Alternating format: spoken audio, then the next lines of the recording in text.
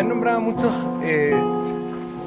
cosas que tienen que ver con el aparato de represión venezolana, que yo también traté un poco en la pequeña presentación que hice, porque yo siento que se encuentran presentes en todos los sistemas actualmente y que lo único que hay con Venezuela es una diferencia de intensidad, no hay una diferencia de clase, sino una diferencia de cantidad. Cuando él dice que los beneficios estatales se entregan en subordinación con que uno entregue ciertos datos personales, bueno, acá en Chile en la ficha CAS también te preguntan cuánta gente vive en tu casa, donde también te van a visitar a tu casa, saben todo de tu casa, y esa ficha CAS es también con la que se subordinan los beneficios sociales.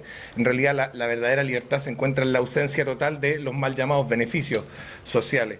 Y por otro lado, también cuando la gente se manifiesta o protesta, digamos, en todas partes del mundo, sobre todo en países probablemente muy democráticos como Francia o Alemania, le llega una zurra más o menos. Entonces, yo creo que hay una diferencia de intensidad porque, claro, no hemos visto ni que en Chile, ni que en Francia, ni que en Alemania agarren a balazos a los manifestantes como en Venezuela, pero en el fondo no hay una diferencia de clase, porque también sucede, etcétera. Y yo creo que de todas las cosas que fue ya nombrando, en el fondo de lo que él iba nombrando era cosas que yo puedo ver en cualquier país del mundo, pero en un grado exagerado, ¿cierto?, sobredimensionado.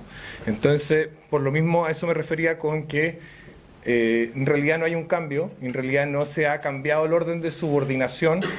En Venezuela no se cambió nunca el orden de subordinación de las relaciones sociales, sino que simplemente la parte en términos digamos, prácticos, la parte que se encuentra dominante, en este caso es el Estado, digamos, en el mundo contemporáneo, lo que hace es simplemente acrecentar su poder. Y me gustaría saber si puedes comentar un poco sobre eso, o cuál es la diferencia esencial que ves tú, porque yo veo que es solamente una diferencia de grado.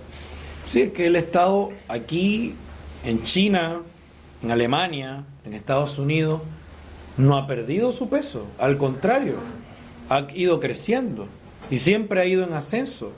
Que bueno, que hay ciertos países donde se respeta más o menos la libertad individual, sí, que hay otros como Venezuela, que ahora son dictaduras y regímenes totalitarios socialistas, sí, las teocracias islámicas, sí, Rusia, que es una dictadura conservadora ahora, porque Rusia ahora es conservadora, o China, que sigue siendo una dictadura comunista, pero ahí están, y ahí están los estados también. Se supone que ellos se tienen que hacer cargo de que eso se detracte, pero el Estado tiende a crecer. Sobre todo cuando tienes gente que te dice, o políticos que te dicen, porque qué casualidad que no es la gente, o sea, los beneficios sociales, si hablamos en términos serios, yo no creo que hayan nacido de la gente pidiendo cosas. Tal vez si algo pedía la gente era trabajo. ¿Y qué dijeron los políticos? No es que tú no necesitas trabajo, tú necesitas beneficios sociales. Y bueno, y te doy todo gratis. Obviamente a la gente le interesa este discurso, da todo gratis, claro, feliz de la vida. Tú no tienes que hacer cargo de nada, yo te mantengo. Eso avanza, tú creas un estado de bienestar enorme que lleva a la quiebra a los países si no hay un libre mercado, y si hay un libre mercado empieza a entorpecer el crecimiento igual. ¿Y qué ocurre? Resulta que en Alemania, la República de Weimar, algo de eso tenía. Resulta que Venezuela, previa a Chávez, algo de estado de bienestar también tenía. Resulta que Cuba, antes de Fidel, algo de estado de bienestar también tenía. Entonces, qué casualidad que estos sistemas, claro, por X o Y razones, nadie pensaba que Alemania iba a derivar en un sistema totalitario, y menos en un régimen nazi en la época. Yo creo que Chile ahora va caminito rapidito a un régimen totalitario, porque tenemos lo que te tiene que dar la señal de alerta un poco es que se elige un presidente que promete una serie de cosas que luego, una vez que está en el poder, hace absolutamente todo lo contrario. Y cuando pasa eso, la gente empieza a buscar quién es el más raro y el más especial y el que viene con más, digamos, con más glamures vistosos y distintos a la política, y comienza a votar por los más raritos, digamos, que es lo que termina pasando.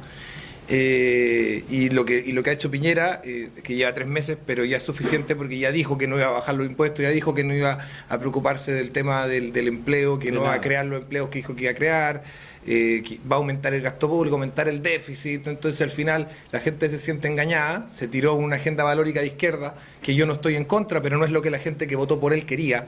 Lo que la gente que votó por Piñera quería era una agenda valórica más conservadora. Entonces, ¿qué es lo que termina pasando al final? Esa desafección con la política tradicional te lleva a que aparezcan estos líderes que lo que en realidad hacen, Petro, ahora tenemos en Colombia la segunda vuelta. Claro, pero ¿cuál es el discurso de Petro o cuál es el discurso de Andrés Manuel López Obrador? Le hemos dado el poder a estos 2 o 3 partidos durante todo este tiempo y no nos han dado lo que les habíamos pedido. Entonces ahora yo sí lo voy a dar. Y en el fondo lo que vienen es a generar más sistemas y no menos sistemas, en el fondo, que es lo que esperaríamos. Eso, no sé qué opinión te quiere comentar ahí. Sí, lo ideal sería reducir el Estado. Yo creo que el Estado tiene que existir en esencia. Yo creo incluso, por eso yo hablo de rebeldía y no de revolución, que por ejemplo los tribunales supremos o cortes supremas de Latinoamérica han dado una lección de moral, por lo menos, cuando han logrado enjuiciar a Lula, cuando el tribunal en el exilio de Venezuela lo determinó también que Maduro y que Chávez son corruptos y ladrones y que se repartían la plata desde la Cancillería del país, cuando Maduro era canciller, o que por ejemplo, que son casos, claro, la justicia de Estados Unidos también fue la que ayudó a destapar toda la olla, tanto de Maduro como de Lula. Pero ¿qué pasa? Cuando tú tienes leyes garantistas, porque tienes políticos que les conviene hacer leyes garantistas, cuando tú tienes comunistas en el Congreso que apoyan regímenes como el de Venezuela, ¿ustedes creen que está esperando que el Partido Comunista en el Congreso? O sea, ¿qué están esperando qué? El momento exacto político donde ellos puedan vender la pomada otra vez de que esto fracasó. Claro, ya no lo pueden hacer ellos. Perfecto. Entonces, financiemos a Camila Vallejo, financiemos a Carol Cariola, financiemos a Boris, a Jackson, y que ellos traigan la revolución. Pero al final no hay una revolución porque no hay un cambio de la subordinación del tipo de relaciones en una sociedad. Las relaciones de poder siguen siendo las que subordinan a todas las demás. Una revolución sería, por ejemplo, que las relaciones amorosas, como plantearía algún hippie de izquierda, no sé, alguien seguidor de, ¿cómo se llama este gringo? Ahora justo se me olvidó. Subordinar a las relaciones de poder, o que las relaciones de propiedad, como propongo yo como capitalista revolucionario, subordinen a las relaciones de poder, etcétera. No hay un cambio. No hay una vuelta, como hablaba yo del tema del motor, digamos, no se ha dado vuelta. Entonces, creo yo que debemos dejar de llamarle revolución porque no hay una inversión de subordinación en las formas en las que nos relacionamos. No, porque además nos han ido llevando lentamente hacia esto. Por ejemplo, aquí hubo una dictadura del general Pinochet. ¿Qué pasó? Aplicaron el consenso de Washington, la escuela de Chicago, una fórmula neoliberal que yo creo que el concepto queda bien, me he apropiado del concepto. ¿Por qué? Porque no es libre mercado. Eso no es libre mercado. O sea, cuando tú tienes un banco central que sube y baja las tasas, cuando tú das concesiones a este y a este y a este porque sí o porque no, porque son mis amigos, eso no es libre mercado. Ahora, ¿el modelo neoliberal funciona? Sí funciona, pero el modelo neoliberal se agota en sí mismo, porque no es un modelo de libre mercado. ¿Y qué pasa cuando tú tienes 30 años? 30 años, no, 24 se agota años. En la corrupción que estanca la posibilidad de las personas de ir cambiando de clase social según mérito. Uy, porque además tú tienes 24 años de un gobierno de izquierda, de la Concerta y luego de la nueva mayoría que duró 4 años, que lo que han hecho es repartir beneficios sociales, y repartir beneficios sociales, y repartir plata, porque es el sistema de repartición, y la plata viene del bolsillo de nosotros, no viene de otra parte. Entonces, ¿qué pasa? El sistema se agota y se va degenerando, y por eso digo que el estado de bienestar es un caldo de cultivo perfecto. Claro, se puede componer. Ha pasado en los países nórdicos, que dijeron, oye, esta no es la ruta, ¿saben qué? Hay que cambiarlo. Pero ustedes saben que acá no va a pasar eso porque no somos los países nórdicos. Aquí están los comunistas en el Congreso y dicen, claro, es que esto no sirve como Beatriz Sánchez porque necesitamos más Estado para arreglarlo. Porque ustedes saben, no es que el problema es que haya Estado, no, es que necesitamos más que el Estado anterior porque ahora lo voy a manejar yo. Y como yo soy Beatriz Sánchez y soy más buena que los anteriores, entonces ahora sí va a funcionar. Y yo creo que a estas alturas de la vida, creerle a los políticos ese discurso tan tonto y tan pésimo, bueno, yo creo que hay que madurar históricamente hablando incluso, ¿no? Yo creo que a mí no me preocupa tanto el tamaño del Estado como el tamaño del sistema. Creo que son dos cosas distintas. Creo que si el Estado está subordinando su poder a las relaciones de propiedad, que sea grande o que sea chico, mientras que si está subordinando las relaciones de propiedad al poder, es decir, que el poder está por encima de las relaciones de propiedad, aunque sea muy pequeño, como podemos ver en el caso de los Jemeres Rojos en Camboya, casi prácticamente no había Estado, pero sin embargo todas las relaciones están subordinadas al poder que ellos ejercían, y finalmente es igual de catastrófico. Yo quería pedir preguntas del público, si alguien quería comentar algo. con respecto al... Fuerte, el micrófono está aquí. Al tema del modelo neoliberal, que esta cosa del sistema de reparto, que todas las empresas pagan sus impuestos para que estos sean repartidos a la gente, eso realmente no es un sistema neoliberal, es un concepto que yo he discutiendo con esta gente y se llega a la conclusión de que es un sistema social, como decir, socialismo empresarial.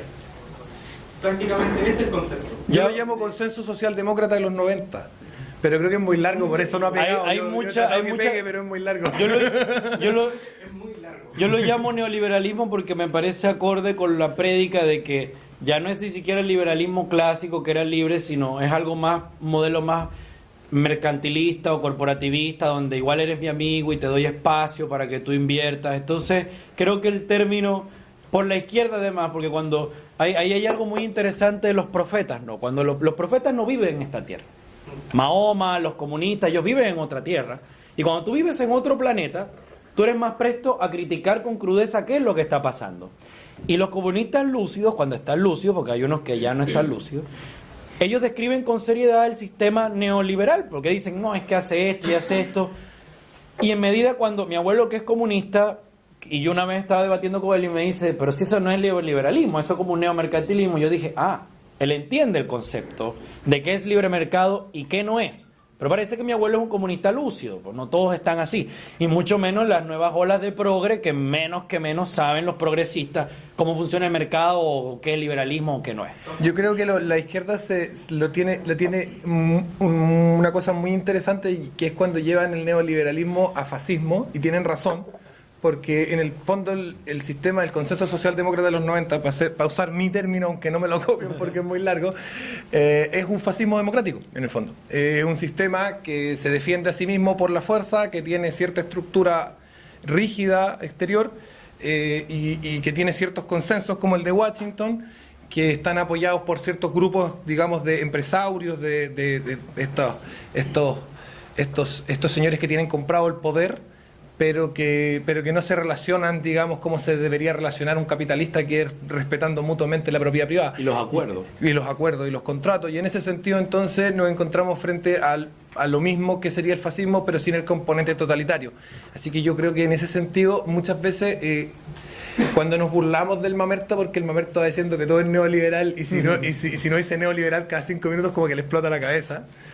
Cometemos un error, porque también está haciendo un análisis crítico de la realidad que es súper válido, o sea que es súper valorable, y que nosotros podemos tomar y mirar desde otro enfoque, y es desde el enfoque de la ausencia de las relaciones de propiedad en el ámbito del poder, digamos, donde las relaciones de propiedad se encuentran aplastadas por el yo tengo la pistola y yo mando.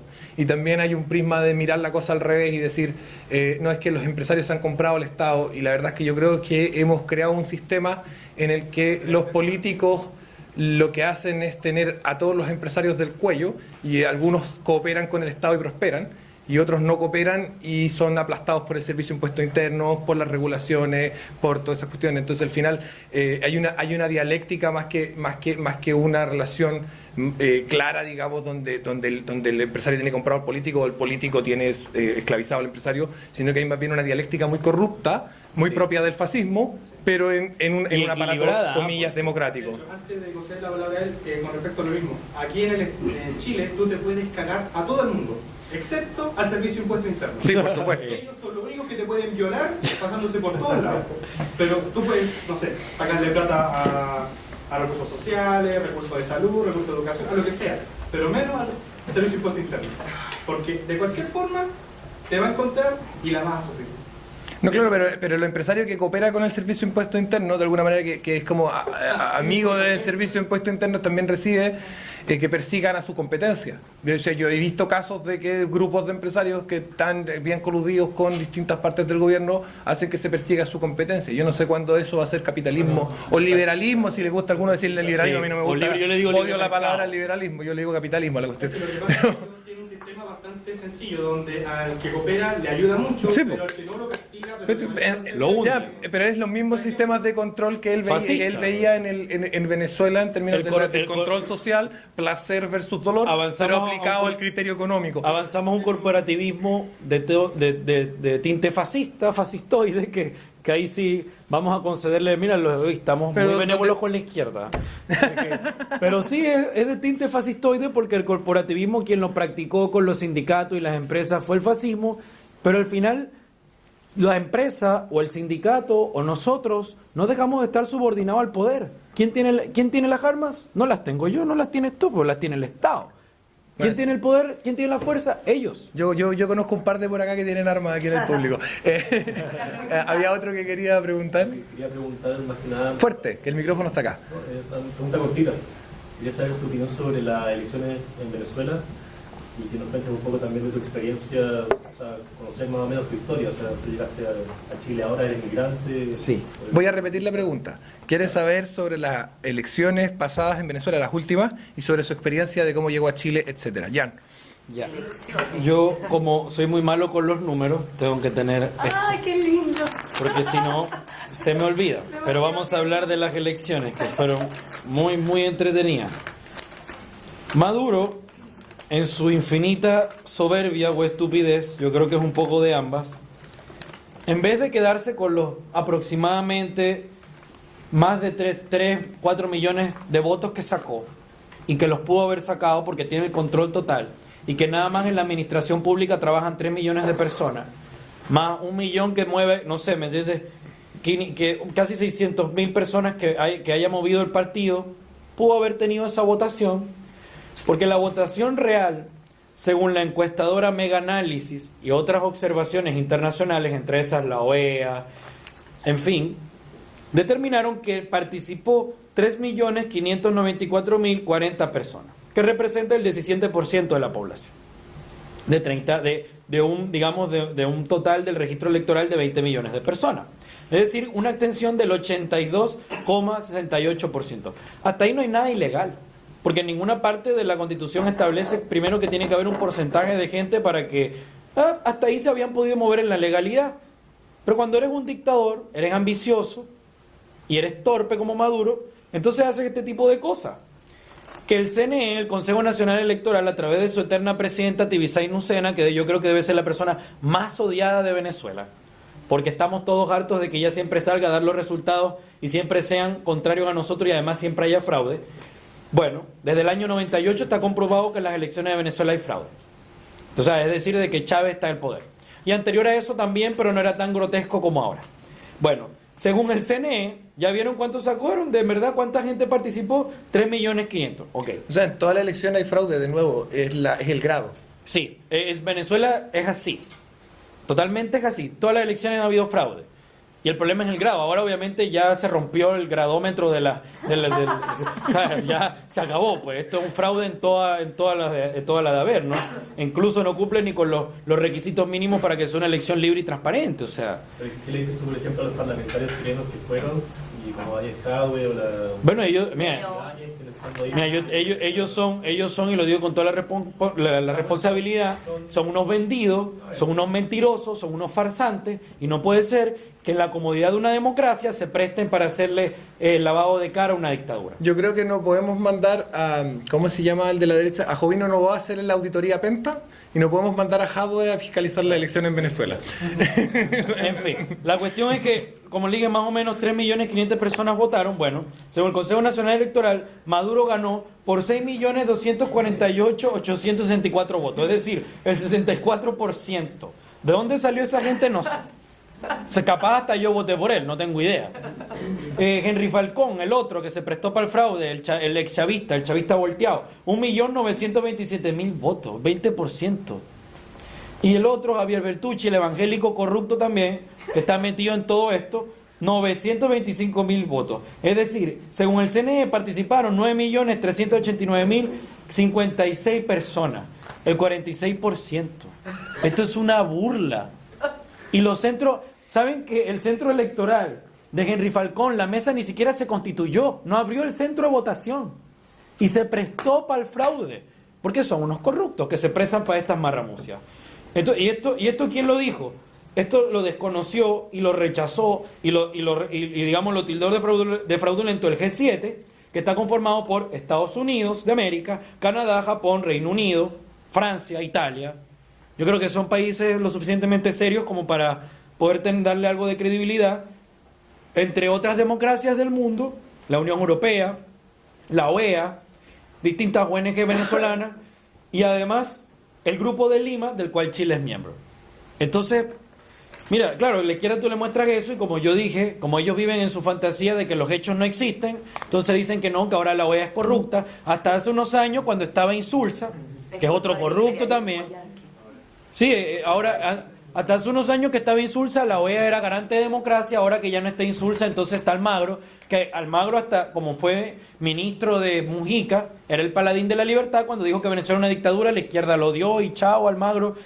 Entonces, te das cuenta que esto es todo un andamiaje. Bueno, ahí está la izquierda diciendo que en Brasil hubo un golpe blando, suave, delgado, no sé. Él quería hacer otra pregunta, pero él quería saber qué pasó Ya. en tu experiencia allá, si puede hacer... Sí, mira, yo trabajaba en la Asamblea Nacional de Venezuela.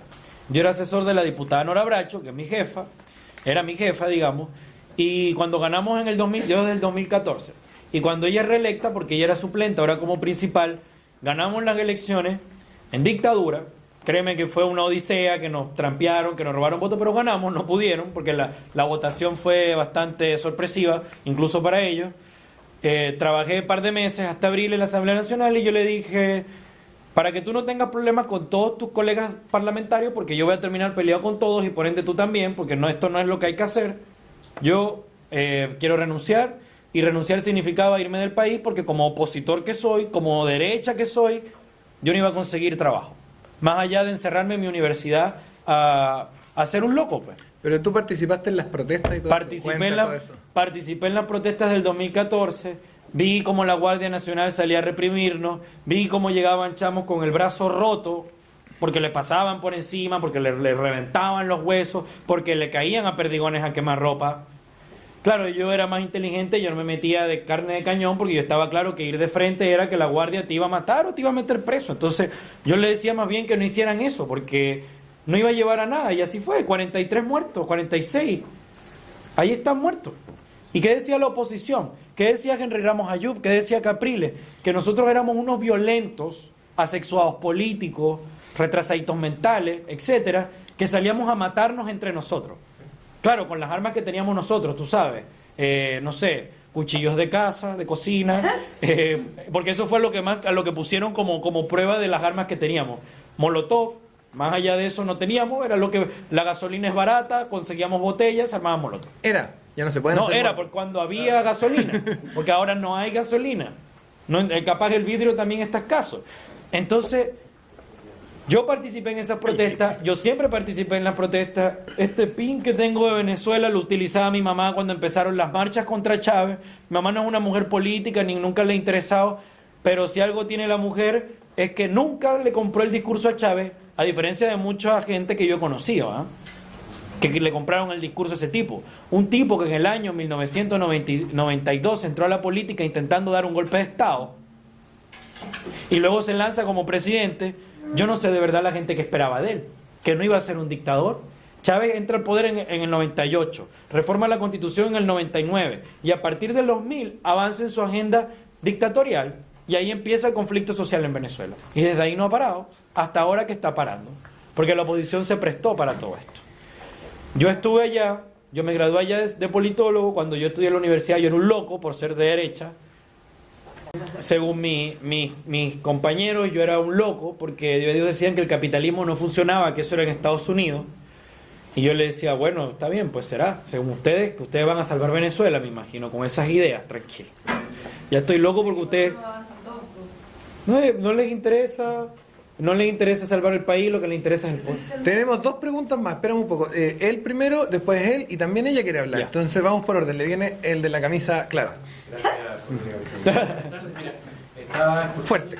y respecto a lo que él consultaba, yo trabajo en un medio de comunicación radial y me tocó preguntarle la semana pasada a una diputada del Frente Amplio respecto a lo que ella como observadora fue a ver a Venezuela, la diputada Claudia Mix, y precisamente lo que ella le daba a conocer a los radioescuchas del programa era que todo estaba normal, que nosotros en Chile, sobre todo los que somos de derecha, provocábamos esta efervescencia que los medios de comunicación, el típico discurso de la gente de izquierda, que son los medios de comunicación manipuladores, en fin, ella observó las elecciones y estuvo todo normal.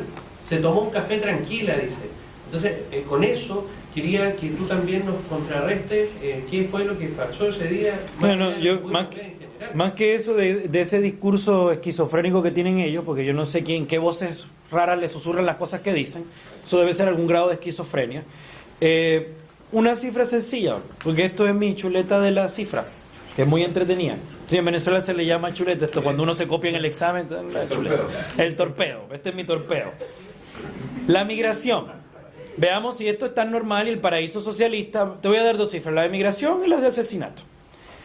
Según la Unión Europea, el Grupo de Lima y Caritas Venezuela, creo que 3 organizaciones serias. Claro, no, aquí ya la izquierda diría, no, que está Caritas, pero me da igual. Ellos no creen en las cifras, mientras no les favorezcan. Desde el año 1998 hasta el año 2014, se han ido del país aproximadamente 1 millón de personas. Es decir, desde que llegó el dictador Chávez al poder. No, y en los últimos 4 años son como... Y en los últimos, a partir del año 2014, a la actualidad, se han ido aproximadamente más de 2 millones de venezolanos, que pueden ser muchos más, porque hay una migración masiva de la frontera colombiana, donde yo vivía, porque yo soy de Maracaibo, orgullosamente regionalista, zuliano, maracucho, como todos, y de ahí la gente se pasa caminando, y en Brasil también, en el sur. Decir solamente que en Chile hace 2 años los venezolanos exiliados eran 90.000 y hoy día son 300.000. Más de 300.000. Más de 300.000, eso es una multiplicación de por más de 3. Y por otro lado, ya que estas cifras son irreales porque la gente se va porque es la campaña que tiene la derecha, tú sabes, la derecha internacional que le dice a la gente váyanse, y según la izquierda esquizofrénica. Entonces, aquí traigo otra cifra que ellos verán si la desmienten, si no. Pero esta también es interesante. Desde el año 1999, digamos, que más atrás, del 98 está Chávez, hasta el 2013, cuando muere el teniente, 178.982 personas fueron asesinadas en Venezuela, con armas de fuego. ¿Cuánto? 178.982 personas. O sea, esta cifra anual, además, desde el 99 hasta el 2013, que si la vamos detallando, aproximadamente son 20.000 personas anuales, no la tiene ni Siria, que es un país en guerra. Ahora, en lo que Eso habría que decírselo a Vargas Llosa cuando dice no te acepto la pregunta. Sí, porque Vargas Llosa es así. ¿Vale? Tú sabes que los liberales tienen su tiñe totalitario donde si no me gusta la pregunta no te la acepto, y como soy carismático y Vargas Llosa no te la acepto. Así es Vargas Llosa, pues. Pero espérate, falta el de allá atrás. Pero por orden. Pero ya, para terminar aquí, desde el año 2014 hasta la actualidad, se han asesinado 97.698 personas, más 5.535 que asesinó el régimen, más 157 que asesinaron en las protestas del 2017, más 43 que asesinaron en las protestas del 2014, más los ¿cuántos? 355 presos políticos. Y expropiaciones y qué sé yo. O sea, esto da para rato. Bueno, primero que nada quiero felicitarlos a ustedes dos por la causa que están haciendo un poco de abrir la mentalidad del chileno en general y el éxito que han tenido en base a generar estas discusiones y que la gente se replantee las cosas como están y volver a las ideas de la libertad, volverlas a donde tienen que estar, que es la discusión pública y bueno que esto se haga en la universidad. Dicho eso, quiero hacer una pregunta estratégica de cómo seguir creciendo en la causa autonomista, libertaria y todo eso, que es lo siguiente. En la dictadura militar, el gobierno militar de Chile, se instauró un sistema de liberalización de la economía que era de arriba para abajo. No nació producto de una revolución cultural, de una exigencia del pueblo chileno por más libertad y más espacios de autonomía. No. Surgió de arriba para abajo. Perdón, te quería interrumpir. Yo en ese sentido me siento muy comprometido con la idea leninista, en el sentido de que yo creo que las revoluciones jamás se dan desde una base, de una mayoría, sino que siempre vienen de una vanguardia intelectual. Los que hicieron la revolución americana eran el 3% de los colonos, los que hicieron la revolución rusa eran más o menos el 4% de los rusos. Y la latinoamericana. Y así, yo creo que en el fondo las revoluciones las juzgamos, y la revolución chilena, la revolución militar chilena, como la ha llamado Hermógenes Pérez Darce en su nuevo libro que sale ahora, se debe juzgar por sus resultados, y si bien no son los mejores, ni son los que a mí más me habrían gustado, creo que es un proceso exitoso de revolución de derecha en comparación con otros en el mundo y sobre todo en el continente durante esa misma época. Requirió de una cantidad de fatalidad bastante baja en comparación con la población, con la cantidad de años en el gobierno y con los demás regímenes autoritarios que han habido en la historia, para realizar cambios que, si bien no fueron perfectos, porque tenían todos estos problemas que estábamos hablando recién cuando hablábamos del neoliberalismo, son bastante potentes. Luego te digo, las revoluciones son siempre top-down. Nunca, yo creo que jamás había una revolución down-top. Siempre hay una vanguardia intelectual. Para hacer un cambio profundo tenés que estarlo imaginando, y es imposible pensar en un mundo con las distribuciones de coeficiente intelectual que tenemos, con las distribuciones de tiempo libre que tenemos, que si nosotros las tiramos en un gráfico, realmente la gente que tiene capacidad intelectual y tiempo libre es muy poca, como para que toda la sociedad se esté imaginando un sistema o una forma nueva de relaciones sociales. Y por lo tanto creo que eso de que van a ser de las bases, yo me parece que en el fondo puede pasar lo que pasó en Inglaterra con Thatcher, que en el fondo las bases le dieron confianza a Thatcher, pero no eran las bases las que estaban pensando la revolución conservadora de Thatcher, sino que era Thatcher la que la estaba pensando, con Hayek y con sus consejeros, pero la gente le dio la validez. Voy a discrepar en ese punto, que hay un solo ejemplo histórico de cómo una revolución liberal, o por mayores grados de autonomía individual,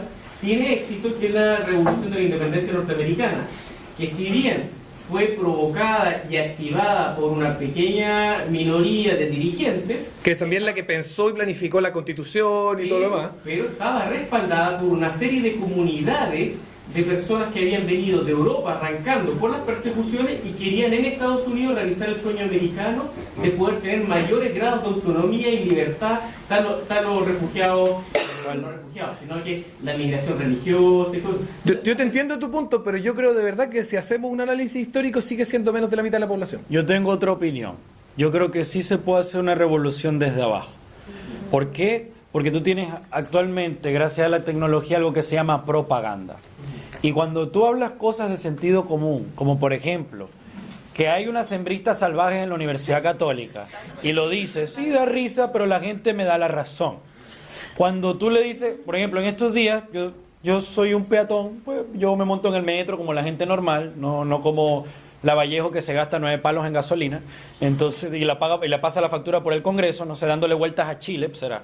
Entonces, se monta un señor que tenía una pinta de Marx, pero así, literal, la barba, no sé qué, gordo, y dice, bueno, yo me quedé sin trabajo y pedí una hipoteca y ahora el banco me quiere quitar lo mío, tal. Y después que da su discurso ahí de denme plata porque pobrecito yo le digo, señor, yo creo que la lección es que si se queda sin empleo, ¿cómo le va a pedir un préstamo al banco si no tiene cómo pagar?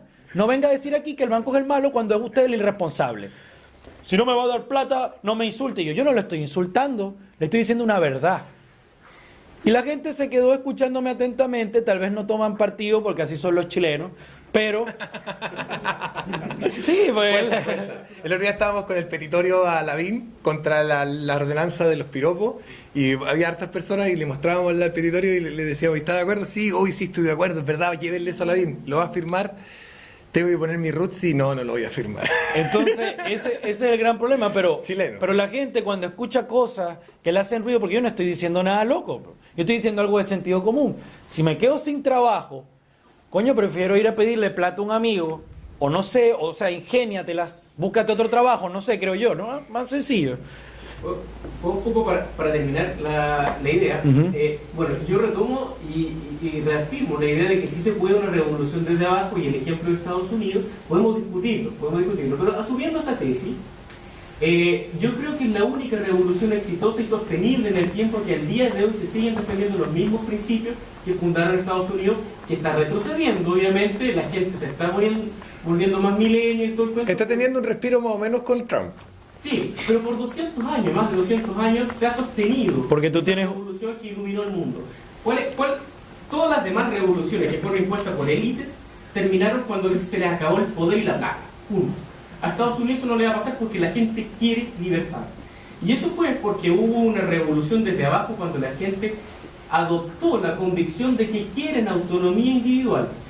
Dicho eso, Pero tú le pondrías ya fecha de término a la revolución de Pinochet, porque yo creo que todavía no, yo creo que en eso también de nuevo le vuelvo a dar la razón a la izquierda. Este Yo sistema no lleva creo 24 años agotándose. Claro, va en retirada, Más. ha tenido una retirada más acelerada, digamos, que la de Estados Unidos, pero yo no veo que le podamos poner así como una lápida a todavía Pues la si no hacemos revolución nada, pinochetista, si digamos. no hacemos nada, se va a agotar el modelo. sí, pero no voy a eso. Mi punto es otro, y la pregunta estratégica, más que pregunta, un desafío que yo planteo estratégico, es, y está bien que ustedes que sean exitosos en YouTube, en Facebook, en las páginas, y por la vida, porque llegan a círculos universitarios principalmente, y gente joven. Pero yo, tomando los datos de la participación electoral de España, que siempre es sobre el 60%, creo que la última fue un 66%. En Chile fue un éxito la última con 46% de participación electoral, donde incluso se agregó gente que no había votado antes porque se vio amenazada. Oye, o no vota, o votamos por Piñera o nos vamos a dejar... Pero votó más gente que cuando había voto obligatorio. Sí, es verdad, pero ¿cuál es mi punto? Que en Chile todavía hay una masa ociosa que no es política, que no va a votar, aunque esté en juego el país, de más del 50%. Que es la misma masa ¿De qué que no sabe? participó de la Revolución Americana y que no va a participar nunca de nada. Aquí voy. En otros países sí participa.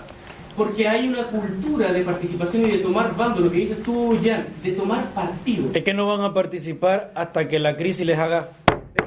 Soy el socialismo y te vengo a quitar la casa. Y ahí la gente dice, ¡oh! No, pero yo de verdad te digo que yo no creo que la cultura se pueda moldear. Esto que están tratando de hacer las feministas ahora, de cambiarnos el lenguaje, cambiarnos creo la que cultura. sí. Yo creo que la cultura no se puede cambiar. La cultura muta casi como por fuerza propia. Yo creo que tiene una mecánica interna propia y va para donde va. Mira, Pero yo creo que no. Lo que pienso es que hay una Zonas de Chile y sí hay como desarrollo, pero la cuestión está como estancada, porque la marginalidad o la pobreza, en Venezuela lo decimos, el rancho se lleva en la cabeza. La marginalidad es una cultura. Axel Kaiser Una cosa respecto a lo que... no hay que hacer, esa es la idea que tuvo la derecha durante 2 décadas de que el modelo económico, el éxito del modelo económico se iba a mantener a sí mismo y la gente por ir al mall y comprar al supermercado. No. No, pero No, yo te quiero decir eso es algo. mentira. Yo te quiero decir algo respecto Es a lo- una cultura que tú tienes que crear y esa cultura se hace a través de valores. Es corto, es como cuando a ti te dicen robar y cuando uno es católico, yo no soy católico, soy ateo, pero yo igual creo que los 10 mandamientos algo de seriedad tienen, dicen, ya, mira, róbate esto. ¿Pero por qué? Pues si robar está malo, ya está, pues, sencillo. Que hay que cambiar. Y entonces cuando tú creas una cultura de que, por ejemplo, trabajar es bueno, que aquí en Latinoamérica pareciera que trabajar es una tortura, entonces la cuestión va a cambiar, pero mientras sigan pensando que lo bueno es que el Estado te dé todo. Yo creo que más que cultura también hay un tema de conciencia, y es que si tú le vas a preguntar a los chilenos, le preguntamos a la gente acá, a ver, ¿cuántos creen que va a mejorar la inversión extranjera en Chile? Levanten la mano. Como estamos ahora, no. ¿Quiénes creen que va a mejorar la inversión extranjera en Chile? Ya, ¿por qué no va a mejorar? ¿Alguien me puede dar una respuesta? Ah, no, yo creo que sí. ¿Pero por qué creen que no va a mejorar? Por los impuestos, ¿Por los impuestos? ¿Por qué? porque está muy alto para ¿En comparación con qué? con otros países como Estados Unidos y que tienen Estados mejor- Unidos bajó y su tienen tasa de mejores corporativa a economías. 21%. Claro. Suecia lo bajó al 22%. ¿Dónde invertís tú? ¿En Suecia o en Chile? En Claro. Estados Unidos o en Chile. Estamos con 27%. Luego, si la gente no toma conciencia también, porque la gente en Chile tiene conciencia de que se necesita inversión extranjera para que el agua funcione, por algo votaron por Piñera.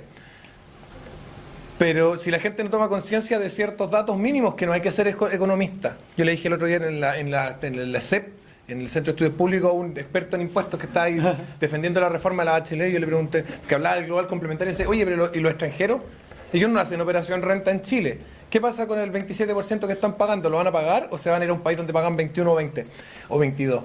Y nada, se quedó callado, no me respondió. Pero yo creo que es más que cambiar también cultura, porque yo tampoco creo que tengamos la potestad de cambiar la cultura, sino que tenemos que generar esos movimientos contraculturales que a través de conciencias, esto voy a absorber, digamos, un poco del posmodernismo, esta idea de conciencia sobre sucesos pequeños, este situacionismo, digamos, y de pequeñas cosas que tú vas conectando como puntos, digamos, aislados, se puede generar no un cambio cultural, sino que una redirección de la misma cultura propia de un pueblo hacia hacia una ansia distinta de futuro. Otra pregunta para Lo que pasa es que... La última pregunta para que terminemos.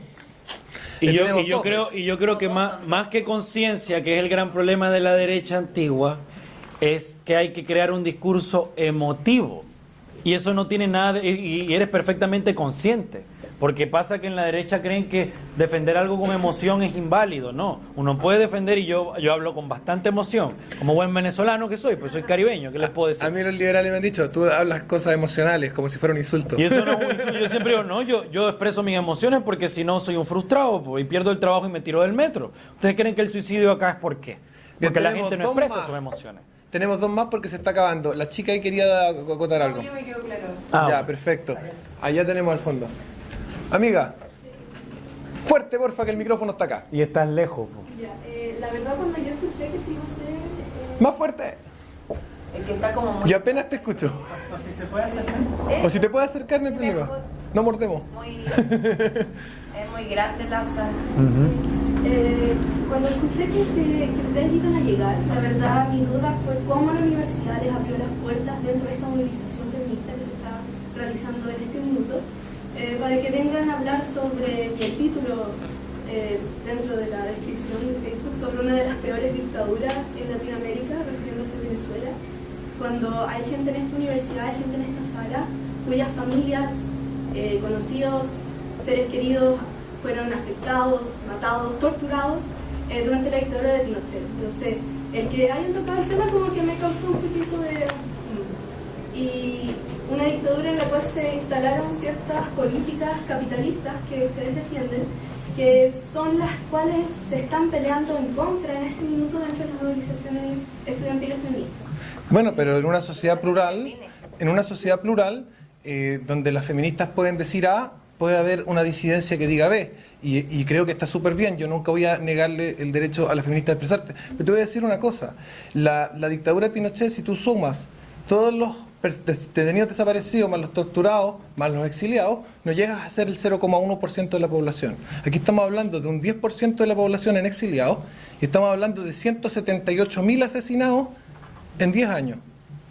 No hay puntos de comparación cuando tú tomas la dictadura de Pinochet con cualquier otra. Y yo he hecho un desafío en internet que nadie lo ha podido responder, que es que alguien me pondere por cantidad de años en el gobierno, población, los asesinatos de una dictadura y que tenga menos que Pinochet. Y todavía nadie me responde. Y si tú puedes buscar una dictadura, cualquiera, de toda la historia de la humanidad, que tenga por una cantidad de años, tú divides la cantidad de muertos por la cantidad de años, por la cantidad de población, y que te dé un ratio inferior a la de Pinochet. En serio, entonces, cuando nosotros decimos la peor, no estamos diciendo que las demás no hayan sido malas. Y yo no encuentro que la dictadura de Pinochet sea el mundo ideal donde me gustaría vivir. Creo que es un proceso revolucionario, y como todos son dolorosos y se generan cosas que son atroces, pero creo que cuando digo juzgándolo por sus resultados, estoy hablando de sus resultados, estoy hablando del post, no estoy hablando del durante. Creo que ha sido exitoso. Y en ese sentido me estoy refiriendo. No estoy hablando de el durante, porque durante una dictadura, durante un proceso revolucionario que conlleva también una dictadura, en este caso, de varios años, algunos procesos revolucionarios no la conllevan, aunque Washington igual estuvo en el poder un montón de tiempo, y en la revolución americana se mataron un montón de casacas rojas y mercenarios alemanes, y es la verdad, y los recordamos como gente buena. Entonces, o en la Revolución Francesa también lo recordamos como gente buena, y le cortaron la cabeza a un montón de monjas, digamos. Entonces, creo yo que al final tenemos que asumir que la historia es así. Yo creo que Marx hace un trabajo muy potente al decirnos que la violencia es la partera de la historia y que así funciona el mundo. Bueno, como dije, eso fue lo que a mí me causó duda al verlo, pero en realidad la pregunta que les tengo no es esa. Ya. La pregunta es, porque al principio hablaron de propaganda, y claro, viene de propagar, pero también la propaganda es una información no objetiva que es manipulada para poder sostener alguna tesis que normalmente causa que la respuesta venga más de las emociones que de lo racional. Entonces, mi duda es, ¿lo que ustedes están haciendo no es propaganda? Probablemente sí. Todo es propaganda en la medida de que, si tu fin último, como yo le dije, la propaganda no es buena ni es mala. La propaganda es el uso que tú le des. Yo creo que mis ideas son las menos nocivas. Yo creo que yo vengo de una dictadura porque yo la viví, nadie me la contó. O sea, más de una vez me cayeron a tiros a mí el SEBIN con mi jefa, porque mi jefa es opositora, nos perseguían, nos intervenían el teléfono, no sé qué. Mi mamá está allá y yo he conocido más de un caso. O sea, en las protestas de la última vez asesinaron a un amigo una camioneta de los funcionarios de la alcaldía de San Francisco, que es una alcaldía de mi estado, le pasaron por encima, el chico simplemente se iba a graduar de médico y estaba ayudando a los heridos, sea quien sea, a los heridos de las protestas, lo aplastaron, como un bicho. Así como una cucaracha lo aplastaron con un carro. Entonces, uno ya está sometido a eso, ¿me entiendes? Y yo no digo que la propaganda es mala, ni es buena, yo no digo que el capitalismo es bueno, ni es malo, porque al fin y al cabo no son personas, son lo que las personas le dan con su uso.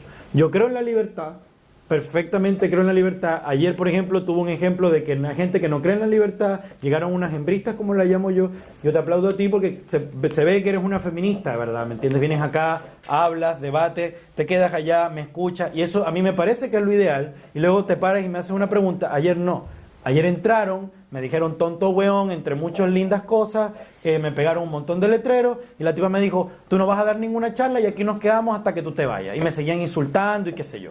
Entonces, ¿por qué? Y además fueron con un tipo que yo le dije que era un payaso porque fue vestido de comunista. A mí eso me ofende. Así como a muchos otros le ofenden cualquier otras cosas no sé, del capitalismo, a mí me ofende venir un payaso vestido de comunista. ¿Por qué? Porque mi país está sufriendo por una dictadura de ese corte, socialista comunista, que ha matado más de 100 millones de personas. Yo quiero decirte Entonces, que es súper importante la honestidad, porque creo que te está yendo por la rama. Creo que es súper importante la honestidad. Yo siempre en mi canal de YouTube y en toda la instancia, tal vez hoy día no lo dije porque no era el tema, pero en el fondo está muy bien planteada tu pregunta. Yo soy un propagandista. Yo lo que hago es proselitismo y propaganda. Y tómame por eso. No me toméis como una persona que está tratando de dar una información imparcial. Yo tengo un punto de vista. Yo me defino como capitalista revolucionario. Es una filosofía además que yo estoy construyendo con un grupo de personas en un movimiento que es totalmente novedoso a nivel mundial y que está surgiendo acá en Chile. Tenemos un prisma desde el cual vemos las cosas y tiene que ver con las relaciones de propiedad.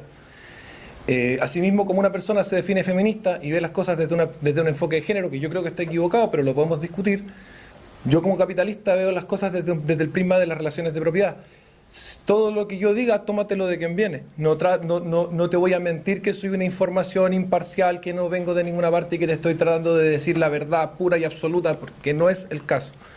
Yo siempre me he mostrado a mí mismo como un propagandista y trato de ser honesto al respecto. Este es mi punto de vista como capitalista. Y es debatible y está abierto mis canales de difusión de mis ideas para debatir siempre.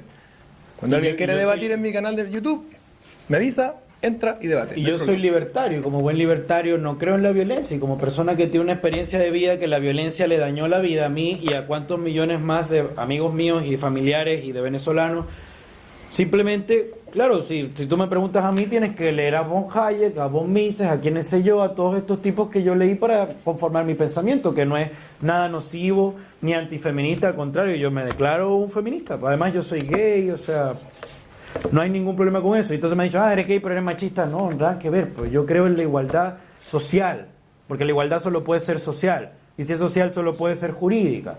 Ahora que en las relaciones de día a día hay injusticia y qué sé yo, sí, yo lo vivo como migrante, pero ¿tú crees que me ha sido sencillo conseguir trabajo? Yo soy profesional, soy politólogo y no estoy trabajando específicamente como profesional y como politólogo. Y muchos chilenos tampoco. Entonces, hay injusticia y injusticia, pero no por eso me voy a ir contra el sistema y voy a iniciar una revolución para montarme yo. No, pues hay que ir combatiéndolo cada quien, que es mi perspectiva, desde su espacio, como pueda. Yo tenía preguntas. Entonces, disculpa, si es que no me quedó claro. Sí. Hablaban de la propaganda y de que la propaganda, o de la cual ustedes planteó, que es como del régimen totalitario. Sí, mi perspectiva es analizando los regímenes totalitarios, pero por hay ejemplo, propaganda no hay totalitaria. propaganda no totalitaria, pero cuando yo, por ejemplo, hago esto y Sebastián Izquierdo hace esto, nosotros estamos haciendo propaganda que yo no creo que sea nociva para la sociedad. Propaganda totalitaria sería que yo fuera de tu casa, sabiendo que tú tienes una postura política una foto distinta, mía. yo te pongo una foto mía de este porte para que tú te sientas intimidad, que yo sé dónde tú vives y que tengo gente cerca de tu casa. Eso sería propaganda totalitaria. Yo tengo un canal en YouTube. Si tú querís lo veis, si no queréis no lo veis. Es propaganda igual, pero no es propaganda totalitaria. Y por eso voy. ¿Por qué entienden ustedes que su discurso no es violento? No sé si mi discurso en tanto discurso no es violento, o si es violento, porque eso depende de la subjetividad de quien lo escucha. Lo que sí te puedo decir es que mi discurso no llama a la violencia física, que es la que a mí me importa. ¿Y por qué no importan las otras formas de violencia que no tienen? Tal vez Porque dependen de la subjetividad del receptor. Entonces, Porque si tú me insultas a mí, yo puede que no sienta nada, pero si yo te insulto a ti, tú puede que te sientas muy mal. Por lo tanto, depende de la subjetividad del receptor y por lo tanto no puede ser objetivizada como violencia Por ejemplo, en términos políticos y castigada como tal. Es el problema que tenemos con la política esta del lavín de los piropos. Y el Depende del receptor, no del emisor. Yo puedo no tener ninguna intención de violentarte y basta con que tú te sientas violentada para que yo me vaya detenido, digamos. Y el en cambio, problema- la violencia física es evidente. Y esa es la diferencia fundamental. Y el problema es que, por ejemplo, como... La violencia objetiva o la violencia de que yo me siento ofendida, sino habla de la violencia cuando se les niega derechos básicos de derechos humanos a las personas. ¿Eso no le encuentra violento? Bueno, en mi país Creo que- están creo violando que- los creo- derechos humanos básicos y yo no veo que estén hablando de violencia en ese caso. Yo creo que lo que son los derechos humanos es un ámbito que debiera volver a discutirse y que debería estar en discusión, porque se tomaron la Declaración Universal de la ONU, que hoy en día la siguen ampliando con una serie de estos, ¿cómo se llaman? Derechos de generación, Convenciones, no sé qué, ahora sí. está la de Yoguitarca o algo así, está de moda, que es la que tiene que ver con el mundo trans y no sé qué, que incluye una serie de cosas que nos obligarían a ser una república comunista si es que la siguiéramos al pie de la letra. Pero O en el totalitaria. fondo, la discusión sobre los derechos humanos quedó estancada, se convirtieron, la convención de la ONU se convirtió en sacrosanta. Yo creo en los derechos humanos, como los definió Thomas Jefferson en la Declaración de Independencia de los Estados Unidos. Entonces, cuando tú me decís derechos básicos, ¿a qué? ¿A quitarme mi sueldo para tener tu casa? O sea, yo creo que eso es violencia física. ¿A qué? ¿A quitarme mi sueldo para tener salud? Creo que eso es violencia física. El fruto de mi trabajo es mío. Si tú me lo vas a quitar por la fuerza a través de impuestos para obtener lo que tú llamas derecho, estás violando los míos. Entonces yo creo que esa discusión no la estamos teniendo y es bueno que la tengamos como sociedad, porque sacamos a pasear la palabra derecho, pero no nos hemos puesto a pensar en qué consiste un derecho y cómo los derechos van a ser coherentes entre sí, para que puedan convivir entre sí. Porque si tú me decís que tenéis derecho a la salud y yo tengo derecho a mi sueldo, pero tú para tener derecho a la salud tenés que quitarme mi sueldo, entonces hay una contradicción en derecho y tenemos que discutir cuál es derecho y cuál no. Bueno, gracias por responder mi pregunta y la verdad me da un poco de lata saber que la gente dentro de esta sala prioriza su propio sueldo que la salud de un individuo. No, ojo, si yo veo que alguien está en necesidad, y lo he hecho, yo soy músico y yo he tocado gratis en kermeses para pagar la cuenta de la salud de alguien y yo he participado en todo este tipo de cosas y cuando yo puedo ejerzo la caridad. Si el problema no es ese, el problema es quitarme mi sueldo por la fuerza a través del Estado. Ese es el problema. Que además El problema no es que no nos ayudemos. Yo creo, en el partido donde yo milito, que estamos fundando, lo que se llama Partido de Independencia, tenemos un principio completo sobre cómo nosotros necesitamos ser una sociedad más solidaria y más caritativa, sin la coacción sistemática del Estado, sino a través de las comunidades, a través de que las personas se comuniquen entre sí, se conecten entre sí, se apoyen y se ayuden. Pero no a través de la violencia estatal y legal, no a través de obligarme. No a través de violar mi derecho a mis cosas, Si por lo menos sino a través de mi voluntariedad de ayudarte. Sorry, Jan. Si por lo menos, que es lo que creo yo, tú supieras a dónde van tus impuestos. Fuera un poco más voluntaria la cosa, de mira, yo voluntariamente, como ya estoy viejo y no tengo hijos, yo quiero que mi sueldo vaya a un sistema de salud, ya está, o a mi sistema de salud, ya está. No es así, bro. Tú metes tu plata en un fondo que tú no sabes a dónde va. Entonces tú puedes terminar financiando, por ejemplo, que a la Universidad Arcis le den $5 millones, como lo hizo Chávez desde Venezuela, para que la universidad igual quiebre. Y eso lo hizo Chávez porque le dio la gana. O que manden a la corrupta de turno, porque el último gobierno parece que fueron casi todas mujeres, aunque no estoy diciendo que la corrupción sea una cosa propia de la mujer, pero el último gobierno, el que recién pasó, fueron más mujeres corruptas que hombres corruptos en el gobierno de Bachelet. No, se descubrieron otras cosas, pero del gobierno de Bachelet, las mandaran de agregada cultural no sé dónde con un sueldo de 6 millones de pesos con mis impuestos.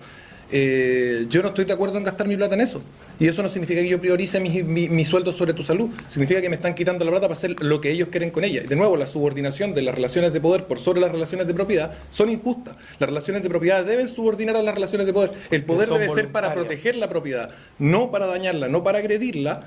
Y porque quien la agrede alcanza un poder, como hablaba yo al principio de la ley de hierro de la oligarquía, alcanza un poder que quiere sostener y mantener y que se reparten entre ellos y que lo podemos ver en cualquier gobierno y donde tú queráis. Y tú podéis creer que el Frente Amplio, que la Beatriz Sánchez o que de repente tal vez Artés van a hacer un cambio, pero no, fíjate que cuando Artés sea el supremo líder de la República Popular de Chile, él va a andar en auto y todos los demás van a andar rascando en el poto.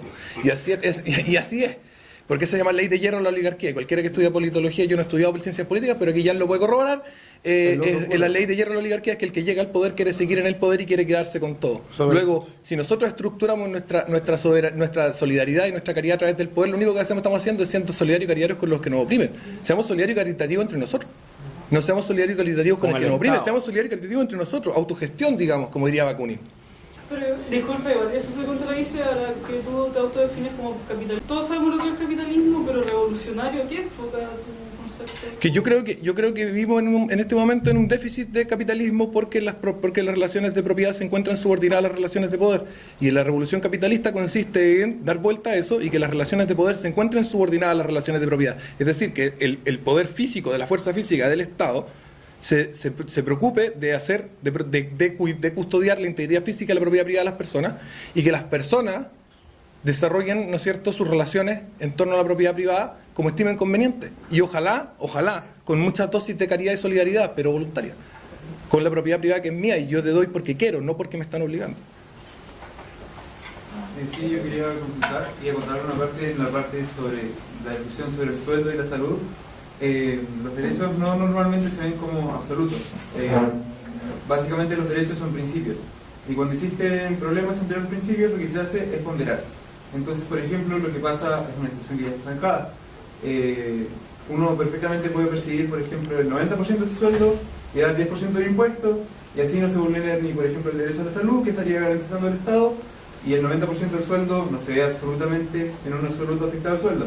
Esa es una vulneración y se vulneran ambos. Los dos derechos se ven bien protegidos. Se ven protegidos y vulnerados al mismo tiempo. Yo no creo en las contradicciones, lo siento. Mi escuela filosófica se llama objetivismo y nosotros rechazamos cualquier forma de contradicción. Lo que sí te voy a decir es que eso no creo que esté zanjado desde el punto de vista que hay un montón de personas y un movimiento creciente de personas a nivel mundial que se llama los libertarios, a los que pertenece Jan Derrida, que ponen en duda esto. Y yo creo que vienen más de una escuela naturalista que cree que los derechos son sagrados y que tú no los podéis ponderar. Y de ahí algo bien conservador. El derecho a la vida es sagrado. Yo no puedo ponderar tu derecho a la vida, porque si tú te contagiáis con una enfermedad súper poderosa que podría matarnos a todos, entonces yo te puedo matar para que no nos contagie a todos. Eso no lo puedo ponderar, porque yo creo que es sagrado. Lo que pasa es que desde tu punto de vista, el derecho a la salud no es un derecho, entonces ya hay una falacia, digamos, a priori, en lo que dijo el tuyo. No, claro. No, pero es que si me va a decir que la salud... No son derechos porque un derecho no puede depender de digamos, contingencias materiales, de que el Estado pueda no garantizarlo. No, además que son anteriores al Estado, a la sociedad, y tú no tenés salud anterior al Estado y a la sociedad. O sea, los derechos positivos se forman después de la sociedad, y supone que un derecho por definición es inherente al ser humano. Tu salud no es inherente a ti. Está anterior al Estado y a la sociedad, tampoco es anterior al Estado y a la sociedad. Yo no dije en ningún momento que existiese, como por ejemplo, un derecho a la salud o a la propiedad. Yo solo estaba describiendo lo que hoy en día se utiliza, el consenso actual. Lo que dice, por ejemplo, si un juez dice que existe ese derecho, bueno, el juez tiene la última palabra en todos los asuntos. Pero mi pregunta, saliendo de este tema, era una consulta que creo que no es controversial a ninguno de los presentes, que es el tema de la pregunta que hizo el amigo aquí sobre la cultura, sobre el mandamiento de, por ejemplo, no robar, que en base a una política de no intervención estatal, ¿cómo, si no es en base a la impartición de valores, podemos inculcar de forma libre que las personas sean mejores éticamente? Algo que pudiésemos considerar todos mejor éticamente sin la intervención del Estado. Es decir, buen punto, porque decía, creo que fuera Washington el que decía que Washington decía que era una sociedad libre y requería personas que tuvieran una fuerza moral suficiente como para ser libre y autocontrolarse. Pero yo no creo que el Estado sea capaz de imponer éticamente nada en la sociedad. De imponer una ética en la sociedad. Creo que la sociedad a sí misma tiene que transformarse y se transforma una persona a la vez, y tú estás llamado a ser una persona más ética hoy día y mañana. Yo intento todos los días, trato de ser una mejor persona, y creo que una verdad fundamental de Occidente es que parafraseando a Jordan Peterson, cómo nos sobreponemos al sufrimiento inherente a la vida tiene que ver con cómo tratamos cada uno individualmente de ser una mejor persona en lugar de estar enrostrándole al otro lo malo que es. Claro, lo que pasa es que ahí tienes que partir de un principio de saber qué es ser mejor persona todos los días y quién te revela eso. Pues eso no es tan fácil como lo plantea Sebas. Pues yo creo que hay ciertas organizaciones como la Iglesia Católica que si tú le quitas toda la connotación religiosa, porque yo soy bastante ateo, pero te quedan unos principios que son fundamentales y que son coherentes. O sea, por ejemplo, el principio de no robar no nació de la nada. Nació porque Abraham fue jurista por mucho tiempo de la tribu, ¿me entiendes? Y el tipo entendió que, bueno, con estos mandamientos parece que la cuestión funciona. Ahora, ¿cómo hacemos Moisés, perdón. ¿Cómo hacemos para que la cuestión funcione? Pues necesitas, evidentemente, en ese periodo de la historia, revestirlo de una divinidad y de fuerza. Y de ahí nace, digamos, ya ves cómo van haciendo, se va configurando lo que es el Estado, lo que es el juez y lo que son las normas. Bueno, la República Romana era una diosa y la religión tiene un poco ese componente. Yo también soy ateo, pero tiene una cosa que es como que cuando llegamos a una verdad que nos parece tan esencial como sociedad que si nos ponemos a discutirla podríamos morir. Pero ¿cuál ha sido? Entonces la tomamos y le decimos esto es sagrado y lo tenéis que aceptar perfecto. ¿Y cuál ha sido el gran problema? Que la posmodernidad se dedicó a deconstruir todo eso y a decir, bueno, ya ni tanto la posmodernidad, sino una corriente filosófica decía que no, que eso no funciona y que básicamente hay que reiniciar todo el conocimiento porque es machista o porque es no sé qué o porque es de izquierda derecha. Entonces todo eso hay que olvidarlo y empezar de cero. Y es, ¿por qué vas a empezar de cero cuando algo ha demostrado que funciona? O sea, que fue más o menos lo que ocurrió con el marxismo, ¿no? Con el comunismo. Vamos a empezar de cero en la sociedad porque la Iglesia Católica es mala. ¿Y qué pasó? Terminaron construyendo algo peor que el totalitarismo de la Iglesia Católica medieval, que ni siquiera era totalitarismo, pues que la teocracia católica medieval. Algo mucho peor. Entonces tú te das cuenta que tú no puedes agarrar y hacer borrón en cuenta nueva y empezar a estudiar todo de cero, porque yo creo que si cada vez un médico que fuera a investigar a alguien tuviera que empezar de cero y escribir en los libros, o sea, estas cuestiones que hizo Leonardo da Vinci hace siglos, empezar de cero otra vez porque, bueno, porque eso no es válido porque lo escribió Leonardo da Vinci y él era machista. Al final, la corriente antisistémica actual, que en realidad se disfraza de antisistémica y es prosistémica y es ultrasistémica, viene de la frase de Marcuse de cómo destruimos un sistema que funciona bien, bueno, aumentándolo hasta niveles insoportables. Sí, pues diciendo que cada vez que alguien hable tú lo llevas a falacias ad hominem. No, es que yo no puedo creer los argumentos de Jan porque Jan es venezolano. Y obviamente como venezolano odia la dictadura de Maduro. ¿Pero por qué? Pues si además soy politólogo, no importa. Entonces, si tú sigues esa lógica, nunca vas a poder debatir con seriedad, nunca vas a poder tener hechos claros, y no vas a poder creer que ningún hecho es válido, porque sencillamente, como bien lo dice Orwell, parece que los hechos son una masturbación de fantasía, pues, con lo que la izquierda está todo el día Pero pensando. volviendo a lo que él preguntó, que era la cuestión de la ética, que es, ¿se puede impartir ética desde el Estado? Bueno, Franco intentó que los catalanes hablaran español durante como 30 años y al final los catalanes ahora lo único que quieren es ser independientes, les sale un tiro por la culata. No se puede impartir ética desde el Estado. Pero el Estado, aunque no es que no pueda, sí puede hacerlo, y lo ha hecho. Entonces, tú puedes impartir una ética buena o mala, todo depende como buen medio, como siempre digo, como digo con la propaganda, como digo de todos los medios, qué es la ética, cuál es la ética que tú vas a impartir, desde qué perspectiva y desde dónde.